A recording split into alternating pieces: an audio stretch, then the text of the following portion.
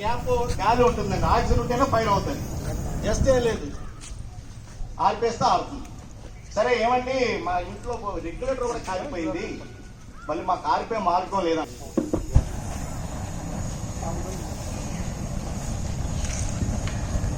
మన ఇంట్లో పాత గుట్ట ఉంటుంది కదండి, పాత గుట్ట చూడండి. ఎప్పుడు కూడా చాలా మంది ఇలా చేస్తారు. ఇలా చేస్తే ఫైర్ మార్కెట్కి వస్తుంది. మన బ్యాక్ ఉన్నాం కదా, 1 2 ఎందుకు ఆరిపోయింది? ఫైర్ ఆరిపోయింది. లేదు ఏమండి, మా పొయ్యికి ఇలా చుట్టడానికి కూడా దారి లేదండి, కింద బల్ల కింద ఉందని అంటారు. అది కాదు, అది వెలిగించి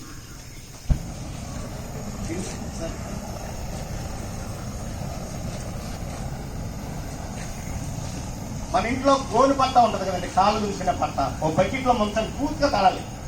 తడిసిన తర్వాత ఇది ఉంది కదండి, ఏమైంది?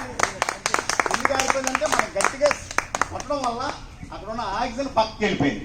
పైన ఇంట్లో చుట్టాలు వచ్చారు, బయట పొయ్యి పెట్టి వంట అయితే రెగ్యులేటర్, డూప్లికేట్ రెగ్యులేటర్ పెట్టుకుని డబుల్ స్టవ్ పెట్టుకుని వంట చేసుకుంటాం. గ్యాస్ ఫైర్ అయింది, అక్కడ రెగ్యులేటర్ ఫైర్ అయిపోయింది. పెట్టు, మన దగ్గర ఇలాంటి బకెట్ ఉంటుందండి, ఏం లేదు చూడండి, పెట్టి ఇవన్నీ చిన్న చిన్న